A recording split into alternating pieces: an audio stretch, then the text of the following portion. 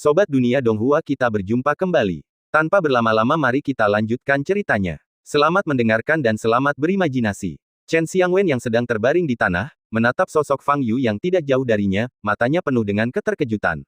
Dia pun segera tersadar, menggertakkan giginya, berdiri, lalu berlari cepat ke sisi Yu Ruobing, memeluk pinggangnya, dan berlari ke belakang pilar batu besar. Mungkin karena terlalu ketakutan, Yu Ruobing pingsan. Chen Xiangwen meletakkan jarinya di depan hidung Yu Ruobing dan merasakan napasnya. Napasnya stabil, jadi dia seharusnya baik-baik saja. Chen Xiangwen menghela napas lega dan mengangkat kepalanya lagi untuk melihat situasi di dalam gereja. Hanya dalam beberapa detik, Uskup Agung adalah satu-satunya orang yang tersisa berdiri di gereja. Wajah Uskup Agung ditutupi kerudung, dan ekspresinya tidak dapat dilihat. Namun dari gerakan tubuhnya yang kaku, terlihat bahwa ia sedang tertegun. 8 kardinal berjubah hitam di gereja itu semuanya adalah anak buahnya yang cakap, dan masing-masing dari mereka memiliki tingkat kultivasi yang tidak lebih rendah dari alam kehormatan bela diri.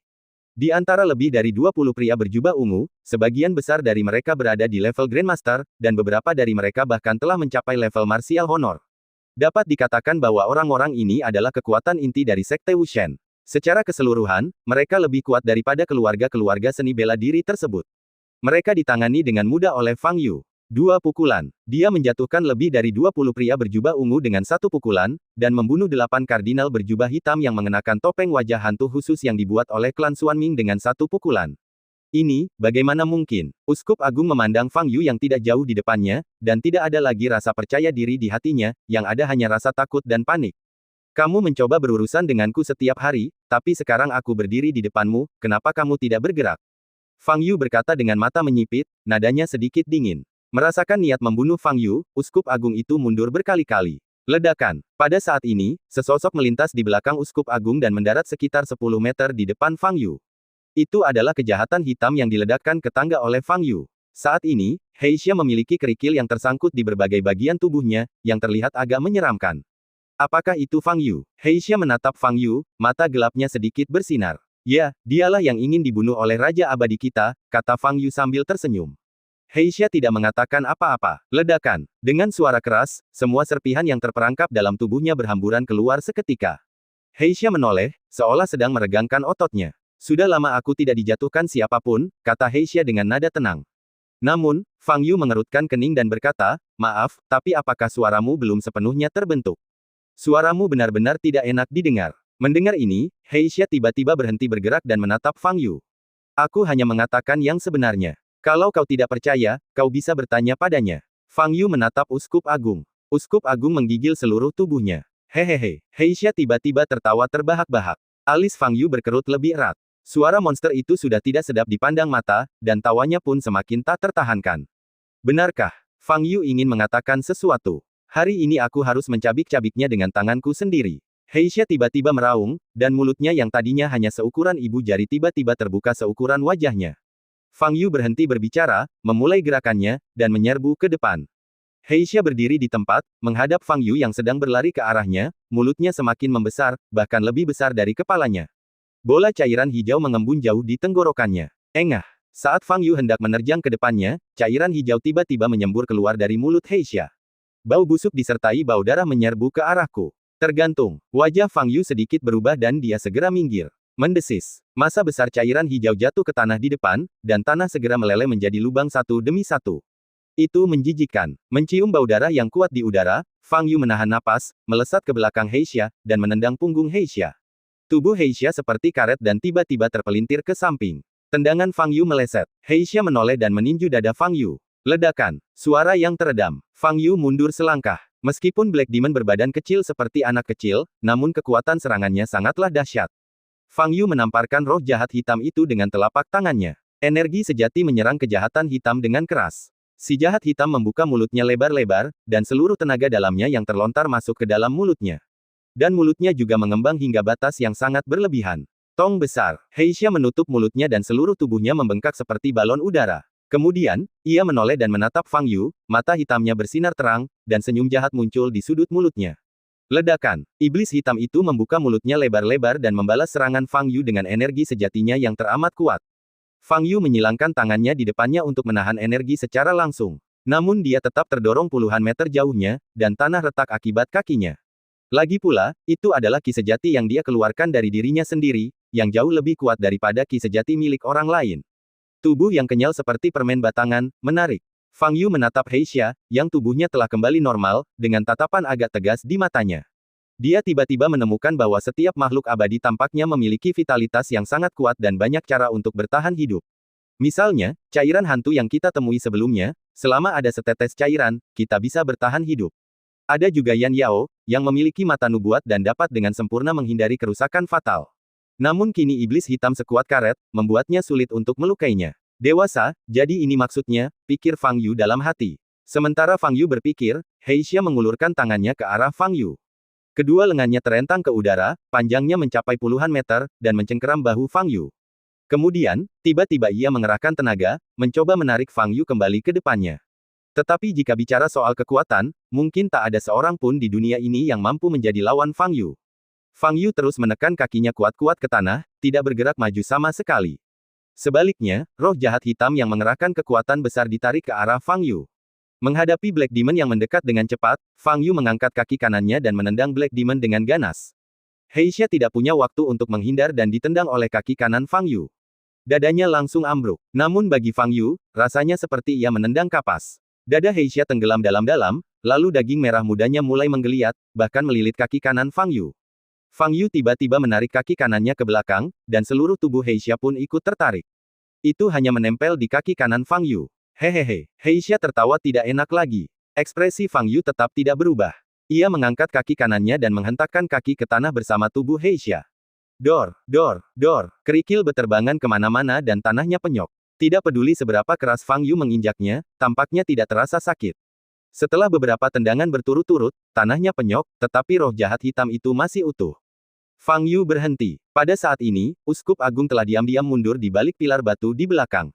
Dia bahkan tidak berpikir bagaimana cara menghadapi Fang Yu, dia hanya ingin melarikan diri. Sekarang kejahatan hitam telah menjerat Fang Yu, dia hanya perlu menggunakan teknik teleportasi untuk melarikan diri dari sini. Uskup Agung mengangkat tongkat kerajaannya, membacakan mantra dalam hati, dan bersiap untuk berteleportasi. Ledakan. Pada saat itu, terdengar suara ledakan keras. Seluruh pilar batu hancur dalam sekejap. Uskup Agung itu terkena pukulan keras, menyemburkan darah dari mulutnya, jatuh ke tanah dan berguling beberapa kali sebelum berhenti. Dia mengangkat kepalanya dan melihat Fang Yu, yang kaki kanannya terbungkus dalam kejahatan hitam, perlahan berjalan ke arahnya. Roh jahat hitam itu tampaknya telah berubah menjadi sepatu dan diinjak-injak ke tanah oleh Fang Yu selangkah demi selangkah. Jangan coba-coba kabur. Tujuan utamaku ke sini adalah menyelesaikan masalah ini, kata Fang Yu tenang. Hati Uskup Agung terguncang. Dia tahu bahwa tidak ada jalan untuk melarikan diri sekarang. Jika Anda ingin bertahan hidup, Anda harus bertarung sampai mati. Uskup Agung menggenggam tongkat kerajaan di tangan kanannya, melantunkan mantra dalam benaknya, dan tiba-tiba mengarahkannya ke depan. Permata di atas tongkat kerajaan bersinar, dan seberkas cahaya melesat di udara, mengenai dahi Fang Yu. Fang Yu bahkan tidak mencoba bersembunyi. Berhasil. Uskup Agung gembira. Ledakan. Detik berikutnya, terdengar suara renyah. Cahaya itu menghilang, dan bahkan tidak ada bekas luka di dahi Fang Yu, dan dia terus bergerak maju. Uskup Agung tercengang. Sebagai pemimpin sekte, kekuatanmu memang terbatas seperti ini. Sungguh mengecewakan, kata Fang Yu ringan. Fang Yu berjalan ke posisi kurang dari 2 meter di depan Uskup Agung. Uskup Agung itu begitu ketakutan hingga seluruh tubuhnya gemetar. Dia ingin bangun, tetapi gerakan sekecil apapun menyebabkan rasa sakit yang luar biasa di tubuhnya yang tak tertahankan. Uskup Agung menggertakkan giginya dan meraih tongkat kerajaan lagi. Pada saat itu, datanglah sebuah kekuatan penghisap yang kuat dan dengan paksa menghisap tongkat kerajaan itu dari tangannya. Fang Yu meraih tongkat kerajaan dan mengamatinya dengan saksama. Ini senjata ajaib yang hebat. Bagian atas tongkat kerajaan bertatahkan permata yang mengandung kekuatan magis yang dahsyat. Namun sayang, tongkat kerajaan ini sudah terlanjur mengenal pemiliknya. Dengan kata lain, tidak peduli seberapa banyak energi sejati yang dimasukkan ke dalam tongkat kerajaan ini, tidak seorang pun kecuali Uskup Agung dapat menggunakannya. Namun, permata ini bisa diambil. Fang Yu melepas permata di atas tongkat kerajaan dan memasukkannya ke dalam kantong penyimpanan. Lalu, dia tiba-tiba mengerahkan tenaga dengan tangan kanannya yang memegang tongkat kerajaan. Ledakan. Tongkat kerajaan patah menjadi 2 bagian, dan bagian tengahnya dihancurkan menjadi bubuk oleh Fang Yu. Melihat kejadian itu, wajah sang Uskup Agung berkedut. Sudah hilang, semuanya hilang. Tongkat kerajaan ini diwariskan kepadanya oleh Uskup Agung sebelumnya, yang melambangkan kekuatan tertinggi dari Sekte Wushen. Pada saat yang sama, ia juga merupakan senjata ajaib yang luar biasa. Hanya dengan memegangnya, Uskup Agung dapat dengan cepat melakukan beberapa mantra, serta banyak seni rahasia dari kultus dewa penyihir. Tetapi sekarang tongkat kerajaan telah dihancurkan, semua ini tidak ada lagi. Uskup Agung menatap Fang Yu, hanya ada ketakutan di matanya, satu hitam dan satu putih. Hatinya dipenuhi penyesalan. Jika dia tahu hal ini, dia tidak akan pernah memprovokasi Fang Yu. Ledakan. Fang Yu mengayunkan tangan kanannya ke depan, dan Uskup Agung itu terlempar lagi, jatuh ke tanah dan pingsan. Fang Yu maju beberapa langkah. Sangat nyaman menggunakan tubuhku sebagai sol sepatu, kata Fang Yu sambil menundukkan kepalanya. Pada saat ini, Heixia dipenuhi rasa ngeri. Ia melilitkan kaki kanan Fang Yu di dalam tubuhnya, dengan tujuan untuk menguraikan dan melelehkan kaki kanan Fang Yu sepenuhnya. Namun alangkah terkejutnya, kaki kanan Fang Yu tidak dapat terurai sama sekali. Ini sama sekali tidak mungkin. Racun dalam tubuhnya cukup untuk menghancurkan batu atau baja dalam waktu yang sangat singkat. Sekuat apapun Fang Yu, dia tetaplah manusia. Bagaimana mungkin tubuh yang terbuat dari daging dan darah lebih kuat dari baja? Nyaman, tapi tetap saja menjijikkan. Fang Yu mengangkat kaki kanannya, meraih tubuh Heixia dengan tangan kanannya, dan menariknya dengan kuat. Kekuatan Fang Yu jauh melampaui kelenturan tubuh Heixia. Hampir dalam sekejap, kejahatan hitam itu ditarik dari kaki kanan Fang Yu. Saat ini, celana panjang dan sepatu di kaki kanan Fang Yu telah hilang, hanya menyisakan kaki telanjang. Heixia ditangkap oleh Fang Yu dan tertawa lagi, Fang Yu, bahkan jika aku tidak bisa membunuhmu, aku akan membuatmu sangat tidak nyaman. Sambil berbicara, Heixia membuka mulutnya lebar-lebar dan menyerang kepala Fang Yu dengan ganas. Ia ingin menelan seluruh kepala Fang Yu ke dalam mulutnya. Titik lemahnya seharusnya ada di sini, kan? Fang Yu mencengkeram bagian hitam di atas kepala Heixia dan meremasnya kuat-kuat. Fang Yu segera mencengkeram bagian ini menjadi bola. Itu juga lembut. Fang Yu mengerutkan kening. Pada saat ini, mulut besar iblis hitam itu hendak menyentuh kepala Fang Yu. Ekspresi Fang Yu tetap tidak berubah, dan dia mengepalkan tangan kanannya hingga berbentuk cakar. Sebuah bola api merah muncul dari telapak tangannya. Api di pusat bumi. Saat api muncul, Heixia menjerit, dan seluruh tubuhnya menyusut menjadi bola daging, mundur dengan kecepatan yang sangat cepat. Tubuhnya tidak takut pada serangan fisik apapun, kecuali api. Karena kekurangan ini, ia telah disempurnakan dengan susah payah selama bertahun-tahun, akhirnya mencapai titik di mana api biasa tidak berguna lagi baginya. Tetapi api di tangan Fang Yu membuatnya merasakan napas kematian. Ini jelas bukan api biasa. Benar saja, dia takut api. Fang Yu menyipitkan matanya sedikit ketika melihat roh jahat hitam itu mundur dengan cepat. Api di inti bumi memang dapat menahan makhluk bawah tanah yang serupa. Ada apa? Bukankah kau bilang kau akan membuatku tidak nyaman? Kenapa kau mundur begitu cepat? Fang Yu mengangkat alisnya dan bertanya dengan nada bercanda. Iblis hitam itu telah mundur 50 meter dan berubah menjadi wujud manusia. Ia menatap api merah di tangan Fang Yu dengan ngeri. Bagaimana mungkin manusia bisa menumbuhkan api jenis ini? Meski dia begitu jauh, Heixia masih merasakan sensasi terbakar di wajahnya. Tidak menyangka Fang Yu bisa menggunakan api jenis ini. Sekarang, satu-satunya yang harus dilakukan adalah melarikan diri. Jika tidak melarikan diri, ia benar-benar akan mati di tangan Fang Yu hari ini. Heixia mengaktifkan mantra teleportasi dalam pikirannya dan bersiap untuk melarikan diri. Jika kau bisa memberitahuku lokasi Raja Abadi, aku bisa melepaskannya, kata Fang Yu. Mendengar kata-kata itu, hati Heixia terguncang. Fang Yu benar-benar ingin mencari lokasi Raja Abadi. Sekarang Raja Abadi sedang dalam masa kritis rekonstruksi fisik, dan tidak ada kesalahan yang diizinkan. Fang Yu, jangan tahu apa-apa. Geram Heixia. Sudah kuduga kau akan berkata begitu. Fang Yu menepukkan telapak tangan kanannya dengan keras. Api merah yang berkobar menyerbu ke arah kejahatan hitam. Ah! Heixia menjerit panik dan segera berlari ke samping. Fang Yu menggerakkan jari telunjuk kanannya sedikit ke samping. Api merah di langit segera berubah arah dan terbang menuju lokasi di mana kejahatan hitam berada. Heixia masih ingin pindah. Namun saat ini, tekanan datang pada tubuhnya. Ledakan. Kaki Heixia terbenam ke tanah.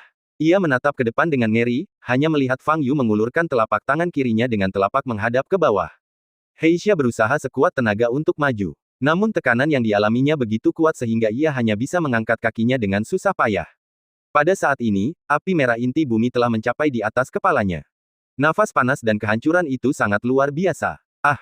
Setan hitam itu mengeluarkan teriakan yang melengking dan menusuk. Detik berikutnya, seluruh tubuhnya dilalap api. Ah! Jeritan Heixia sangat menyakitkan, bagaikan suara bila pisau memotong kaca. Bahkan Fang Yu harus menutup telinganya dengan tangannya. Teriakan itu membangunkan Uskup Agung yang baru saja pingsan. Melihat kobaran api yang membakar tak jauh darinya dan suara jeritan yang keluar dari kobaran api, dia tahu satu fakta. Tuan Heixia juga dikalahkan. Mendengar teriakan mengerikan itu, sang Uskup Agung menggigil dan gemetar seluruh tubuhnya. Sekarang dia telah merasakan hembusan napas kematian yang amat kuat. Jika dia tidak melakukan sesuatu, satu-satunya hasil yang menantinya adalah kematian. Dia masih memiliki banyak pengikut, tetapi mereka semua berada di cabang lain dan tidak ada cara bagi mereka untuk kembali. Lagi pula, akan sia-sia bahkan jika orang-orang ini bergegas kembali, karena mereka bahkan tidak dapat menahan pukulan Fang Yu. Naluri untuk bertahan hidup membuat pikiran Uskup Agung berputar cepat. Tak lama kemudian, dia tiba-tiba teringat sesuatu dan tatapan matanya berubah. Ini adalah satu-satunya cara. Dia memandang pilar batu di kejauhan. Chen Xiangwen dan Yu Ruobing ada di sana. Chen Xiangwen, jika kamu tidak ingin melihat istrimu meninggal secara tragis di depanmu, lakukan sesuatu untukku sekarang juga. Suara Uskup Agung muncul dalam pikiran Chen Xiangwen. Wajah Chen Xiangwen berubah dan dia segera berbalik menatap Uskup Agung. Dia tidak menyangka Uskup Agung itu masih hidup. Pergilah ke bagian belakang gereja, di sana ada ruang rahasia. Buka paksa pintunya dan kau akan menemukan patung batu di dalamnya. Di laci meja di sebelah patung itu ada kitab suci. Yang perlu kau lakukan adalah meletakkan kitab suci itu di tangan patung itu. Kata Uskup Agung dengan cepat. Chen Xiangwen tampak tidak senang. Jangan ragu lagi, dan jangan pernah berpikir untuk meminta bantuan Fang Yu. Kau seharusnya tahu bahwa aku bisa membunuh istriku hanya dengan satu pikiran. Kata Uskup Agung dengan dingin. Chen Xiangwen menatap Yu Ruobing yang tak sadarkan diri, menggertakkan giginya, dan sorot matanya menunjukkan tekad. Dia segera berdiri dan berlari ke belakang gereja. Fang Yu tengah memandangi iblis hitam yang dibakar hingga tubuhnya melilit dan meleleh, ketika tiba-tiba dia melihat sesosok tubuh melintas di belakangnya. Dia memperhatikan bahwa orang itu adalah Chen Xiangwen dan sedikit menyipitkan matanya. Jeritan Heisha berlangsung selama 1 menit penuh sebelum berhenti. Api merah itu menghilang, hanya menyisakan genangan abu di tanah. Chen Xiangwen datang ke belakang gereja dan melihat pintu batu yang tertutup rapat. Pintu batu itu terkunci dan tanpa kunci, pintu itu hanya dapat dibuka dengan paksa. Jika Chen Xiangwen biasa, menerobos pintu batu bukanlah tugas yang sulit. Namun sekarang dia terluka parah dan sulit baginya untuk menggunakan kekuatannya. Memikirkan Yu Ruobing, tatapan matanya kembali tegas. Dia mengulurkan telapak tangan kanannya, menahan rasa sakit yang hebat dan mengerahkan energi dalam tubuhnya. Ledakan. Energi meledak dan gerbang batu runtuh. Chen Xiangwen terengah-engah dan segera berjalan memasuki ruang rahasia. Memang ada patung batu di ruang rahasia itu. Patung batu ini berbentuk manusia, tetapi memiliki sepasang sayap di belakangnya. Wajahnya juga tampak seperti manusia, tetapi ekspresinya agak garang. Dan di tangan kanannya, ia memegang tongkat kerajaan, sangat mirip dengan yang dipegang Uskup Agung sebelumnya. Hanya dengan melihat patung batu ini, Chen Xiangwen tiba-tiba merasakan jantungnya menegang dan perasaan tercekik pun turun. Namun, Chen Xiangwen tidak banyak berpikir. Ia langsung melangkah maju dan membuka paksa laci meja kayu di samping patung batu itu. Benar saja, ada kitab suci agama yang tebal di dalam laci itu. Tulisan sucinya berwarna hitam, dengan beberapa karakter yang tidak dapat dipahami pada sampulnya. Chen Xiangwen mengambil kitab suci dan mengamati patung batu itu. Patung itu memegang tongkat kerajaan di tangan kanannya, sementara tangan kirinya diletakkan di depan perutnya. Ayat ini sebaiknya diletakkan di sebelah kiri atas. Chen Xiangwen memegang kitab suci di tangannya, tampak ragu-ragu. Dia tidak tahu apa yang akan terjadi setelah dia meletakkan kitab suci. Meskipun tidak jelas kebencian macam apa yang ada antara Fang Yu, Uskup Agung, dan para dewa, tetapi dari persepsinya sendiri, Uskup Agung dan Heisha jelas merupakan pihak jahat. Dilihat dari sudut manapun, Fang Yu tidak terlihat seperti orang jahat. Jika dia punya pilihan, dia tidak akan membantu Uskup Agung dalam situasi apapun. Tetapi saat dia memikirkan Yu Ruobing, dia kehilangan semua pilihan. Chen Xiangwen menggertakkan giginya, meletakkan kitab suci yang berat itu di tangan kiri patung batu, lalu melangkah mundur. Begitu kitab suci menyentuh tangan kiri patung batu, cahaya hitam langsung muncul. Pada saat yang sama, seluruh permukaan patung batu itu bersinar. Aura yang sangat menakutkan perlahan menyebar. Chen Xiangwen mundur berkali-kali, keluar dari ruang rahasia. Dia menatap patung batu itu dengan ngeri. Cahaya pada patung batu itu semakin lama semakin terang, hingga wujud aslinya tidak terlihat lagi. Dan aura mengerikan itu masih melonjak.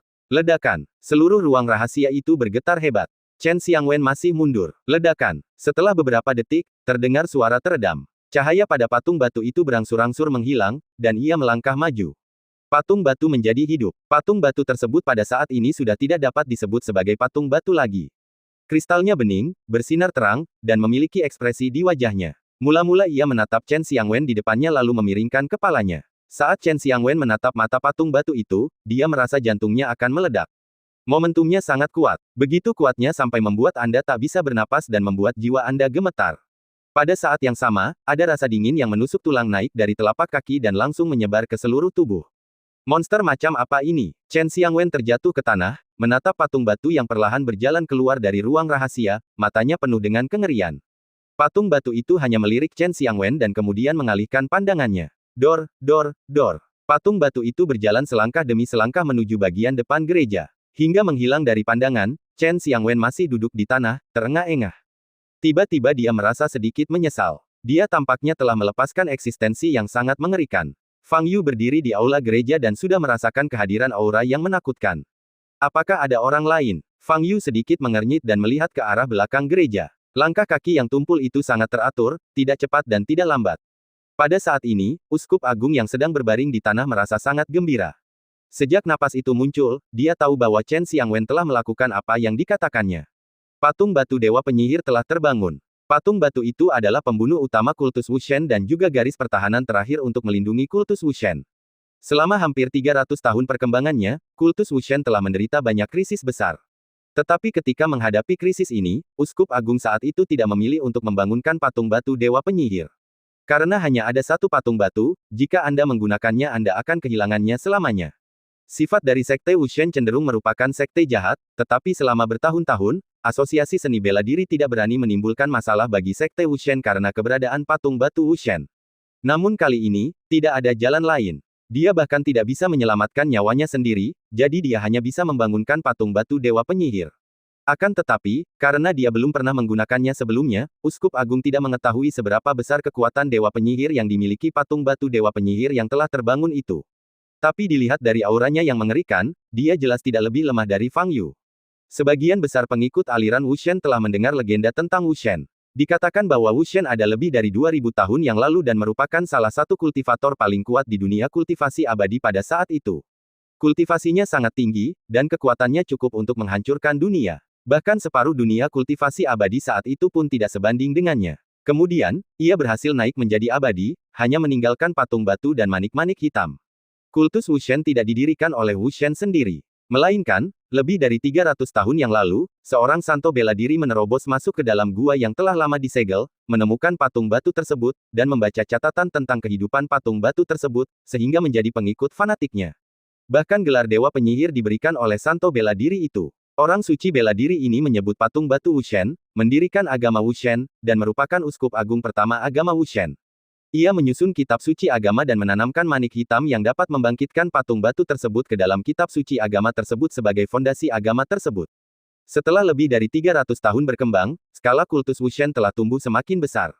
Setiap orang yang bergabung dengan Wushen Cult memiliki rasa hormat dan pemujaan tertinggi terhadap Wushen. Uskup agung itu berbaring di tanah, merasakan napas itu semakin dekat, dan dia begitu gembira hingga seluruh tubuhnya gemetar. Sungguh beruntungnya dia bisa melihat sekilas Dewa Penyihir semasa hidupnya. Dor, dor, dor. Sesosok tubuh berjalan keluar dari belakang gereja. Itu adalah patung batu Dewa Penyihir. Melihat tubuh Dewa Penyihir yang bening dan cahaya yang mengalir di dalamnya, Fang Yu mengerutkan kening. Aura kultivasi patung batu di depanku samar-samar mendekati tahap fusi. Selain aura kultivasi yang kuat, ada juga sedikit aura kuno. Jelas saja patung batu ini bukan benda dari era ini. Dalam dunia seni bela diri saat ini, mustahil bagi orang kuat dalam tahap fusi untuk muncul lagi. Dan ini hanyalah sebuah patung batu, mungkin hanya ada jejak kesadaran spiritual yang tertinggal di dalamnya. Jika dia masih memiliki kekuatan tahap fusi, maka kultivasiku kemungkinan telah mencapai tahap kesengsaraan. Siapakah orang yang sebenarnya? Fang Yu menatap penampakan patung batu yang terbangun di depannya, mengerutkan kening, dan mulai berpikir. Jika pria ini sangat kuat saat itu, Fang Yu pasti pernah mendengar namanya. Akan tetapi, Fang Yu tidak punya kesan apapun terhadap gelar Dewa Penyihir. Hal ini menunjukkan bahwa nama asli orang ini bukanlah Wushen, tetapi mungkin itu adalah nama yang diberikan kepadanya oleh orang-orang berikutnya. Mengenai wajah ini, saya tidak punya kesan apapun tentangnya, dan sayap di belakangnya. Ribuan tahun yang lalu, terdapat berbagai macam kultivator di dunia kultivasi abadi. Banyak kultivator yang mewarisi beberapa atribut monster setelah melahap inti batin monster. Oleh karena itu, ada beberapa pendeta yang memiliki sayap pada saat itu. Fang Yu memikirkannya sejenak, lalu menyerah. Daripada banyak mikir, mendingan kamu tanya langsung aja. Siapa yang bisa membangunkan patung batuku? Saat itu, patung batu Dewa Penyihir berbicara. Suaranya sangat murni, hanya suara pria normal. Ini aku pengikut setiamu, dan akulah yang membangunkanmu.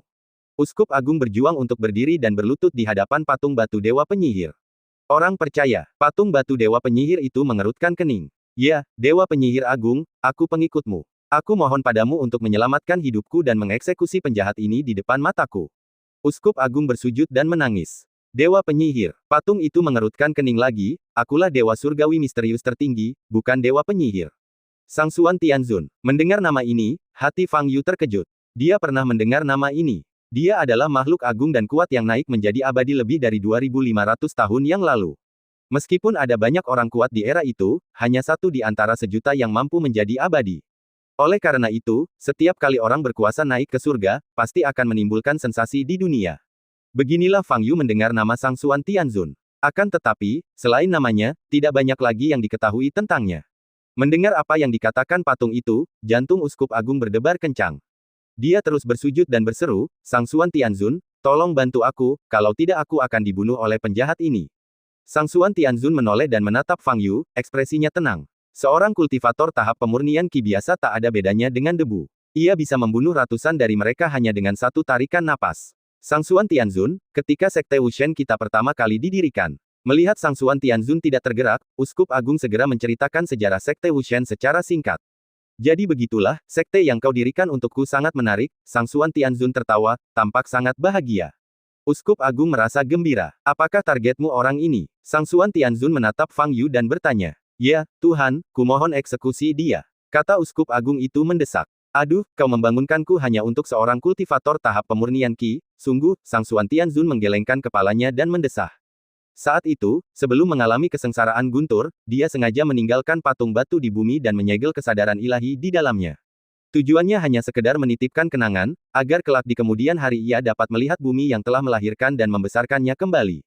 Tetapi sekarang, mendengar bahwa alasan membangunkannya hanyalah untuk menghadapi seorang kultivator pemurnian Qi, dia pun tak dapat menahan perasaan geli sekaligus bingung. Akan tetapi, orang di depannya bagaimanapun juga adalah pengikutnya, dan apa yang dimintanya hanyalah masalah kecil, jadi Sang Suan Tianzun tentu tidak akan menolaknya. Baiklah, aku akan memenuhi keinginanmu. Sang Suan Tianzun menoleh dan menatap Fang Yu. Dia mengangkat tongkat kerajaan di tangan kanannya dan mengarahkannya ke depan. Tiba-tiba, hembusan napas kehancuran meletus. Sebuah pusaran energi sejati berkumpul di depan tongkat kerajaan, dan udara di sekitarnya seakan tersedot keluar.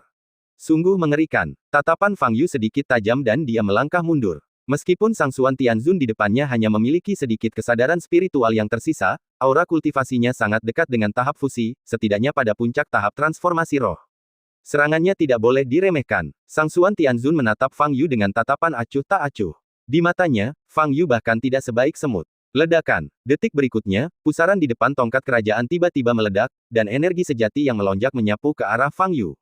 Fang Yu cukup dekat dengan Sang Suan Tianzun, dan hanya ada sedikit ruang baginya untuk menghindar.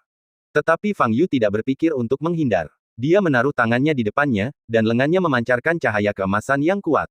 Ini, merasakan aura yang terpancar dari Fang Yu, ekspresi Sang Suan Tianzun sedikit berubah, dan ekspresi terkejut muncul di matanya. Ledakan. Fang Yu menerima serangan langsung dari Sang Suan Tianzun. Energi sejati yang melonjak mengamuk dengan liar, mencoba mencabik-cabik Fang Yu. Fang Yu meletakkan tangannya di depannya, membentuk perisai emas yang sempurna. Energi sebenarnya mengenai perisai tetapi tidak mampu menembusnya. Tanah di bawah kaki Fang Yu runtuh seluruhnya, dan tanah di belakangnya juga meledak, membentuk jurang besar, dengan puing-puing dan debu beterbangan di seluruh langit. Seluruh gereja berguncang hebat. Uskup Agung berada terlalu dekat dan terjatuh akibat ledakan itu. Dia sudah terluka parah dan menyemburkan darah lagi. Kain kasa yang menutupi wajahnya telah hilang, tetapi wajahnya masih belum terlihat jelas karena noda darah. Tetapi saat ini, matanya penuh dengan kegembiraan dan keterkejutan, dan dia benar-benar melupakan rasa sakit di tubuhnya. Ini Dewa Penyihir. Ini kepercayaan mereka. Betapa dahsyatnya kekuatan itu. Chen Xiangwen bergegas keluar dari belakang gereja dan memeluk pinggang Yu Ruobing yang berdiri di samping pilar batu. Sekarang keadaannya sudah seperti ini, dia hanya ingin membawa Yu Ruobing pergi dari sini dengan aman. Adapun Fang Yu dan patung batu yang terbangun, dia tidak ingin memperhatikan mereka, dia juga tidak bisa memperhatikan mereka. Ledakan. Energi sejati yang diledakkan oleh Sang Suan Tianzun bertahan selama hampir 4 atau 5 detik sebelum berhenti. Fang Yu masih berdiri di sana, tidak terluka. Namun tanah di bawah kakinya dan di belakangnya telah runtuh. Kau memiliki aura yang sangat kuno di tubuhmu. Apa itu? Sang Suan Tianzun menatap Fang Yu, dan tatapannya berbeda dari sebelumnya. Serangan yang baru saja dilancarkannya cukup untuk membunuh 500 kultivator pemurnian Qi sekaligus. Namun Fang Yu menerima serangan itu secara langsung dan tidak terluka. Kemampuan seperti itu sulit dicapai bahkan pada tahap transformasi roh, apalagi tahap pemurnian Qi. Fang Yu tidak berkata apa-apa, menurunkan tangannya, dan mengambil langkah besar ke depan. Aliran energi sejati memasuki tanah dan memotongnya, menciptakan retakan yang langsung menuju ke tempat Xuan Tianzun berada. Sang Xuan Tianzun memasang ekspresi kosong di wajahnya. Ia meraih tongkat kerajaan dan mengetukkannya pelan ke tanah. Retakan itu segera berhenti bergerak maju. Bintang jatuh. Sang Xuan Tianzun mengangkat tongkatnya dan dengan lembut menunjuk ke langit di atas Fang Yu. Sebuah titik cahaya langsung muncul di atas kepala Fang Yu. Titik cahaya itu awalnya hanya sebesar ibu jari, lalu tiba-tiba meluas hingga menjadi bola cahaya dengan radius beberapa meter. Lalu, benda itu jatuh ke arah Fang Yu di bawah dengan suara dentuman keras. Ledakan. Dalam sekejap, Fang Yu terbanting ke tanah oleh bola cahaya itu. Berat dan daya tumbuk bola cahaya itu sangat dahsyat. Bahkan setelah terbenam ke dalam tanah, kekuatannya tidak berkurang sedikit pun, dan bola itu menekan Fang Yu jauh ke dalam tanah. Sang Xuan Tianzun berdiri di tempat, tanpa ekspresi di wajahnya. Uskup agung yang berbaring di kejauhan begitu gembira hingga ia menangis. Inilah kekuatan Dewa Penyihir. Fang Yu tidak mempunyai kesempatan untuk melawan dan hanya bisa menerima pukulan. Di sisi lain, Chen Xiangwen memegang Yu Ruobing dan mencoba melarikan diri dari gereja, tetapi sebelum dia melangkah beberapa langkah, dia memuntahkan seteguk darah dan jatuh ke tanah sambil memegang Yu Ruobing.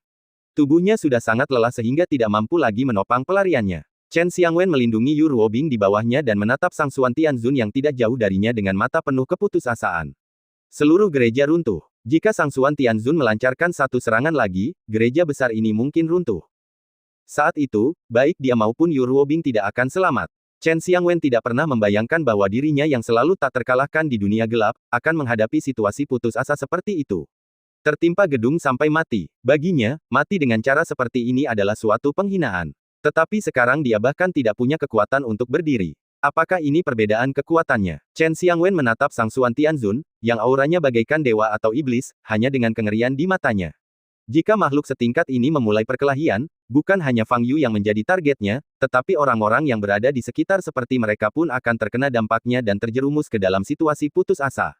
Ini benar-benar terlalu kuat. Selama kamu manusia, mustahil untuk menolaknya. Hanya dalam belasan detik, Fang Yu ditekan ratusan meter di bawah tanah oleh bola cahaya.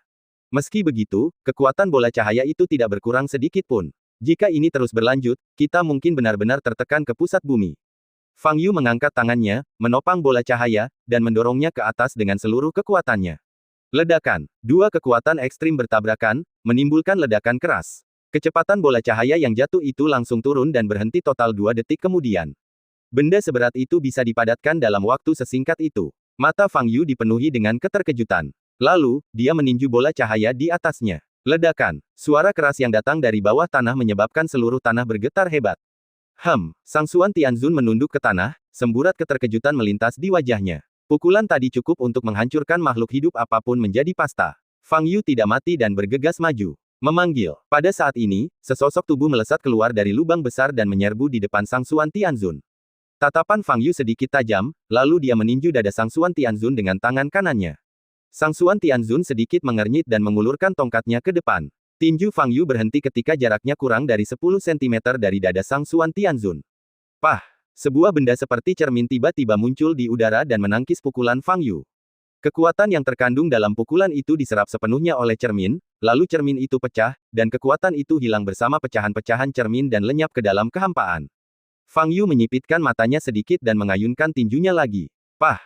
Sama seperti sebelumnya, tinju itu dihentikan sebelum menyentuh tubuh Sang Xuan Tianzun.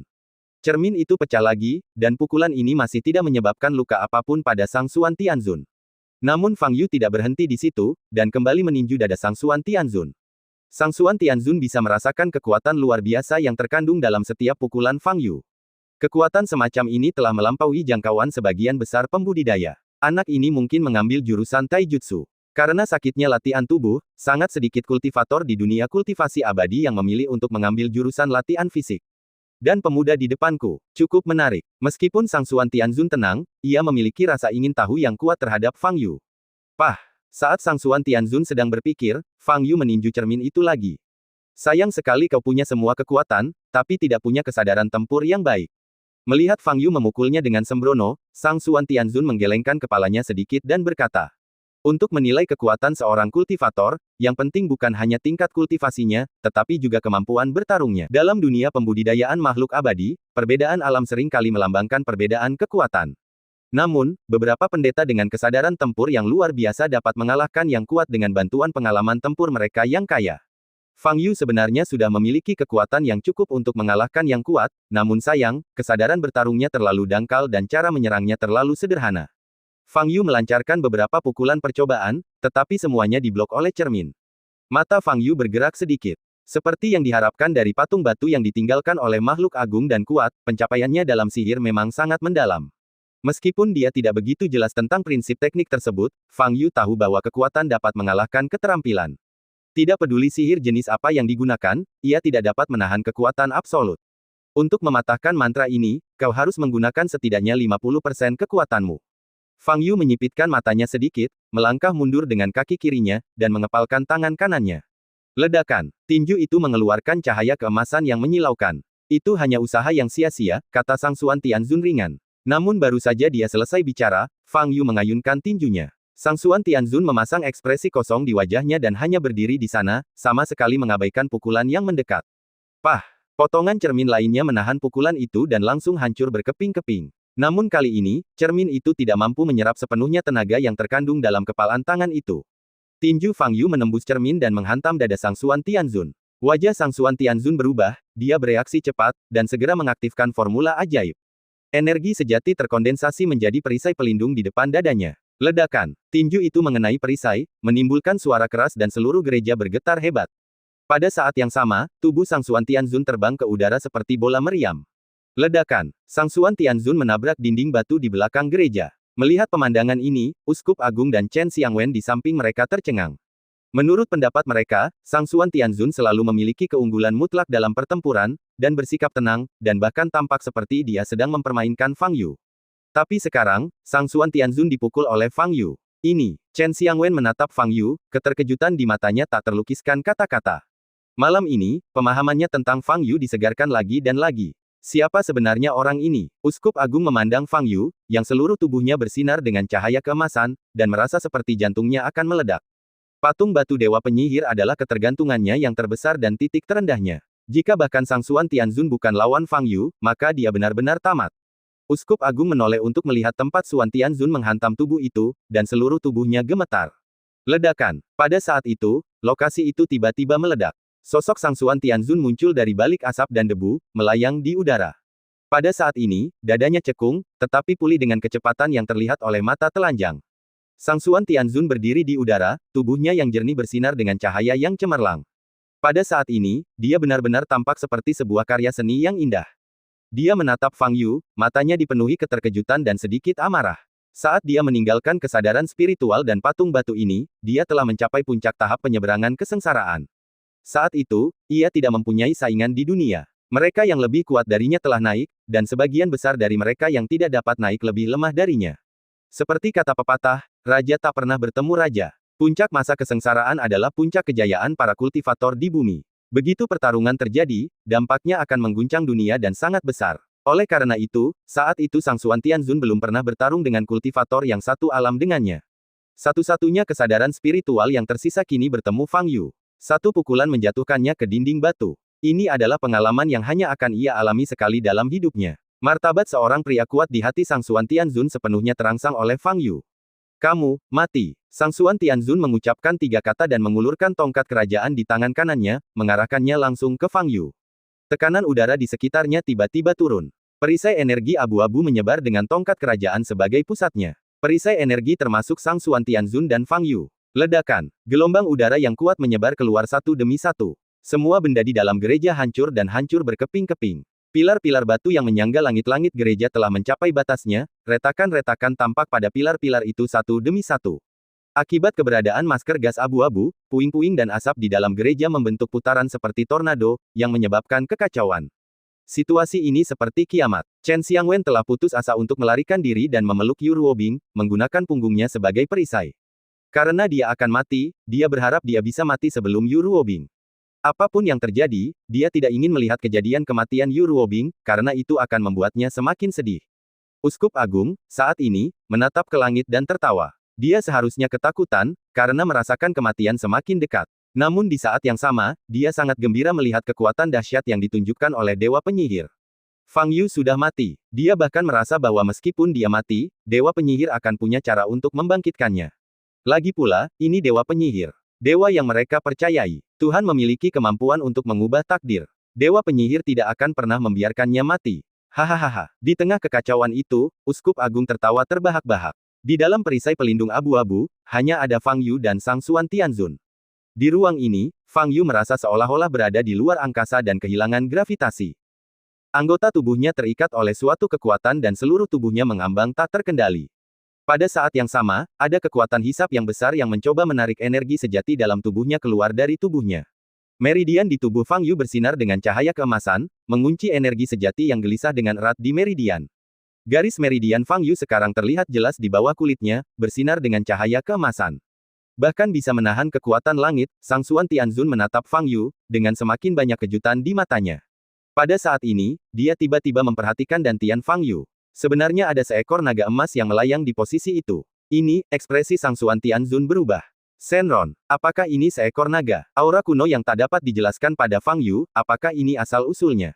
Hati Sang Xuan Tianzun terkejut. Pada zamannya, naga telah punah selama ribuan tahun. Sebagai binatang mistis Tiongkok, naga selalu menjadi objek daya tarik bagi para pembudidaya. Banyak kultivator menciptakan sihir mereka sendiri untuk mensimulasikan kemunculan naga dewa, yang cukup kuat. Tetapi Sang Xuan Tianzun tahu betul bahwa naga emas di tubuh Fang Yu bukanlah ilusi simulasi. Itu benar-benar ada. Anda bahkan dapat merasakan sedikit vitalitas. Apa yang sedang terjadi? Mengapa naga dewa muncul di tubuh seorang kultivator di tahap pemurnian Qi setelah bertahun-tahun? Tidak heran anak ini, yang hanya berada di tahap pemurnian Qi, memiliki kekuatan yang begitu kuat. Sang Xuan Tianzun sangat terkejut. Namun tak lama kemudian, dia pun tenang. Tubuh aslinya telah naik ke surga sejak lama, dan segala sesuatu yang ada di bumi tidak berarti apa-apa baginya. Terlebih lagi, setelah naik ke negeri dongeng, tubuh aslinya mungkin akan bertemu dengan makhluk dewa yang lebih kuat. Naga dewa itu bukanlah apa-apa. Namun, niat membunuh Sang Xuan Tianzun terhadap Fang Yu mencapai puncaknya. Ada naga suci di dalam tubuhnya, maka membunuh Fang Yu sama saja dengan membunuh naga itu, kan? Ambisi para pendeta untuk mencapai ketenaran selalu kecil. Semua orang ingin meninggalkan namanya dalam sejarah, bahkan Sang Xuan Tianzun tidak terkecuali. Mungkin setelah dia benar-benar naik, dia akan mencapai transendensi sejati. Tetapi setidaknya kesadaran spiritual yang ditinggalkannya belum meninggalkan mentalitas mencari keuntungan ini. Siapa namamu? Tanya Sang Xuan Tianzun. Fang Yu. Jawab Fang Yu. Fang Yu, namamu memang terdengar seperti peri. Sang Xuan Tianzun berkata dengan tenang, nasibmu sudah ditentukan. Sambil berbicara, Sang Xuan Tianzun meraih tongkat kerajaan dan melambaikannya ke depan. Ledakan. Kekuatan hisap yang diberikan pada Fang Yu mencapai puncaknya, menimbulkan suara ledakan keras. Seorang kultivator normal tidak akan mampu menahan hilangnya energi sejati, bahkan meridian dalam tubuhnya akan meledak. Tetapi Fang Yu tetap tidak tergerak, tidak ada sedikit pun energi sejati yang terpancar dari tubuhnya. Meridian memang kuat. Kalau begitu, Sang Xuan Tianzun menggenggam tongkat kerajaan dengan erat dan menebasnya dengan ganas. Ledakan. Energi di sekitar tubuh Fang Yu meledak. Akhirnya bisa merasakan sakit, senyum muncul di wajah Fang Yu. Namun itu saja tidak cukup. Sang Xuan Tianzun hanyalah kesadaran ilahi, dan kekuatannya seharusnya sudah mencapai batasnya. Dia tidak bisa menjadi ancaman nyata bagi Fang Yu. Terus berjuang hanya akan membuat situasi di sekitar mereka semakin buruk, dan itu tidak ada artinya. Fang Yu mengepalkan tinjunya dan kekuatan di tubuhnya meningkat. Dor, dor, dor. Terdengar suara-suara yang datang dari setiap bagian tubuh, dan kekuatan absolut dalam tubuh Fang Yu meningkat pesat. Kekuatan yang menahan Fang Yu mundur selangkah demi selangkah. Tak lama kemudian, Fang Yu tak dapat lagi merasakan kekuatan penahannya. Sudah waktunya untuk berurusan denganmu. Fang Yu menatap Sang Xuan Tianzun di udara, menendang dengan keras, dan bergegas ke udara. Wajah Sang Xuan Tianzun berubah dan dia mengangkat tongkatnya. Fang Yu menendang perut Sang Xuan Tianzun. Pah! Cermin itu pecah, tetapi tidak mampu menyerap sepenuhnya kekuatan di dalamnya. Ledakan. Sang Xuan Tianzun menderita pukulan keras di perut, dan tubuhnya terlempar mundur. Fang Yu melintas di depan Sang Xuan Tianzun, mengulurkan tangannya untuk meraih kepala Sang Xuan Tianzun, dan berkata sambil tersenyum, sebagai makhluk kuat yang telah berhasil naik, kau seharusnya tidak memberiku kesempatan untuk menghajarmu. Sang Xuan Tianzun tampak muram, tetapi kekuatan Fang Yu yang luar biasa membuatnya sulit untuk melawan. Dia dengan kuat mengangkat tongkat kerajaan dan mencoba mengaktifkan mantranya. Retakan. Pada saat ini, Fang Yu mengulurkan tangan kirinya dan menebas lengan kanan Sang Xuan Tianzun. Bahan patung batu cor itu cukup keras, tetapi tetap tidak dapat menahan kekuatan Fang Yu. Dalam sekejap, seluruh lengan kanannya patah dan tongkat kerajaan jatuh ke bawah. Fang Yu dengan paksa membawa Sang Suan Tianzun bersamanya dan bergegas ke tepi ruang ini, di depan perisai abu-abu. Pinjamkan aku otak.